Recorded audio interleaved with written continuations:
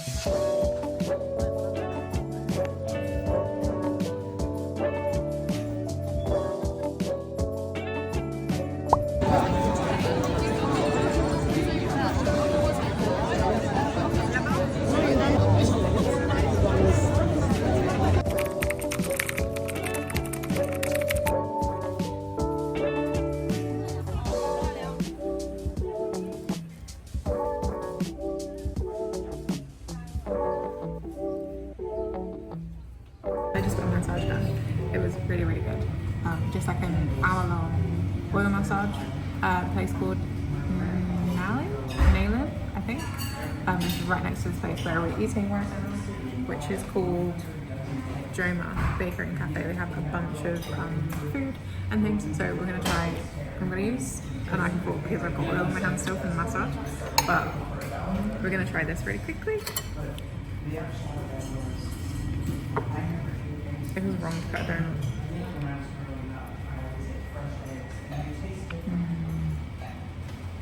Yeah, that is better than Krispy Kremes because I don't like Krispy Kremes. That's so good. It's like really fluffy as well. The icing is not like too much. It's good. Let's follow it with some matcha.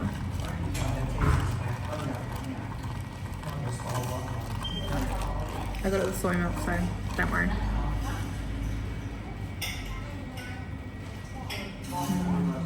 Well, that's really nice. It's super cold as well. I'm not the biggest fan of the glass because I'm glass one, but it's okay.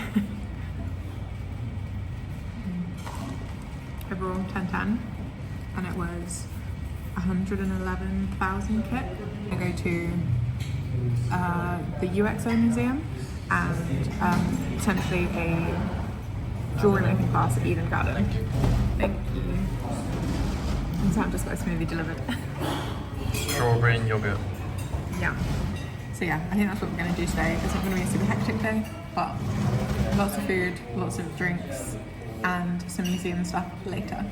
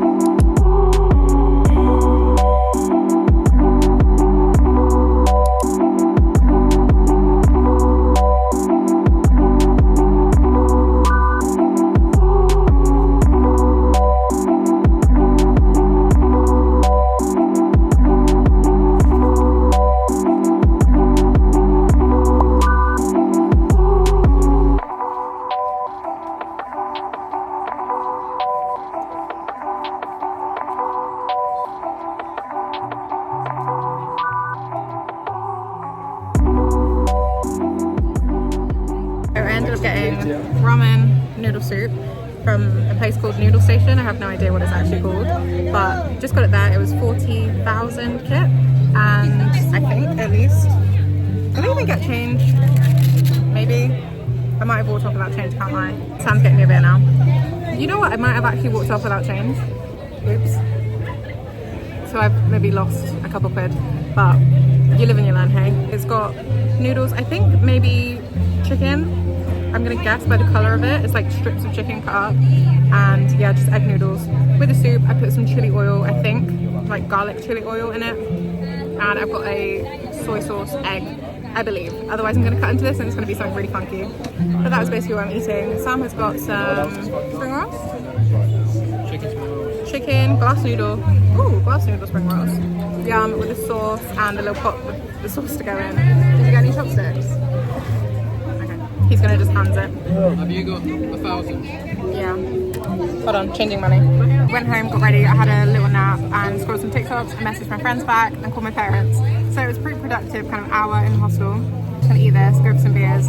We might try and go to one of the other hostels that might be a bit more lively. But we're gonna go back to ours in a bit, get some more beers there and then go back out. So I will update you later on what's going on. I'm now gonna test this ramen and see if it's any good.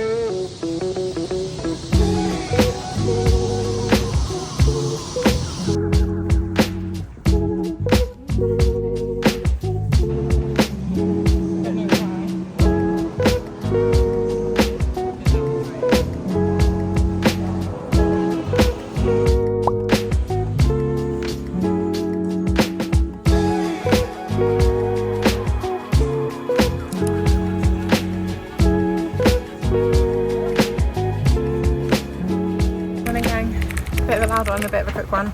We are just leaving downtown hostel in Luang, Prabang. We're in a tuk-tuk on the way to the airport. I think it takes like 15 minutes, she said, to get to the airport. So that's what we're doing right now. Gonna check in and hopefully drop our bags, head straight through with ease. And yeah, we're flying to, ooh, love this hairstyle. We're flying to Siem Reap this morning. Wow, this afternoon actually. So, new country. I thought I'd better vlog it. So I think we land 4 o'clock and then straight to the hostel, which is only like another couple-minute drive. So it'll be really quick, really easy, I hope and I pray. And I will probably catch you chatting next when we actually check in to Mad Monkey, because we're staying at Mad Monkey this time. Well, I say this time, we've never actually been to Siem Reap. So, oh yeah, no, I don't think Sam's ever been to Mad Monkey. I think I've been to one, and that's it. So we're trying it out, trying out the chain for the first time.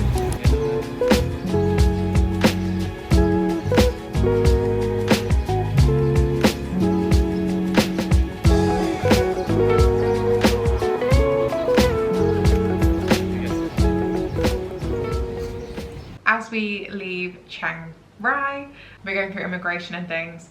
It was a pretty confusing process, I can't lie, just because there wasn't a lot of explanation going on about what we were supposed to be doing, where we were supposed to be doing it. No one really says anything. They just kind of point and grunt sometimes and just expect you to know what you're doing or what you're supposed to have or not have with you. So the guy dropped us off. He gave us like a little explanation. He gave us a sticker and then just pointed us in the direction of the like 2 kiosk things. Yeah, it was a bit confusing. We ended up like filling in the forms, handing over like, I think it was 40 baht or something like that, I can't remember. Handed it over with our passports.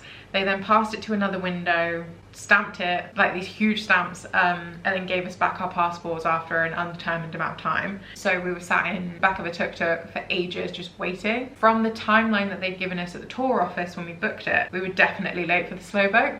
Obviously, like things like that in Asia don't work the same. So we were late for the slow boat, however the slow boat would still wait for us. Pretty much it's just a huge waiting game from the point where you leave Thailand to the point where you're floating down the river in Laos. We got to like checkpoint, whatever it is you call it for the slow boat. It's like this little side of a hill with like a bunch of slow boats on it and like 2 little shops and people to give you SIM cards and stuff. Everyone pretty much gets a SIM card there. So we got SIM cards and 2 sandwiches and I think a drink or something. Jumped on the slow boat, waited for a while, and then finally we set off. It's not the same experience every time, and I fully understand the fact that it's a by the day thing. So some days people might have a wonderful experience on the slow boat. For me, it was not that. It was jam-packed. We were genuinely packed in like sardines. There wasn't a spare seat around. People were sat on the floor, people were sat on like the ledge of the boat to like get comfy. We also had a really loud group, people at the back of the boat, which if you are part of the loud group partying and you're having fun, It's amazing. If you're part of the people that don't want to be partying on this slow boat, it's kind of hell having to listen to them.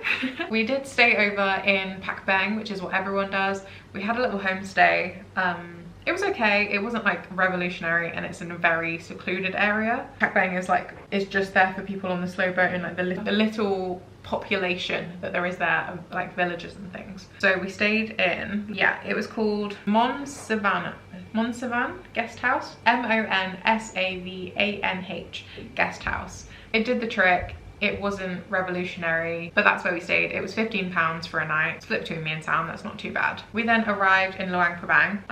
Again, I've basically filmed nothing in Laos because I was not having the best time with my asthma. If there's bad air quality, which it was in Laos because it's burning season, I just can't breathe.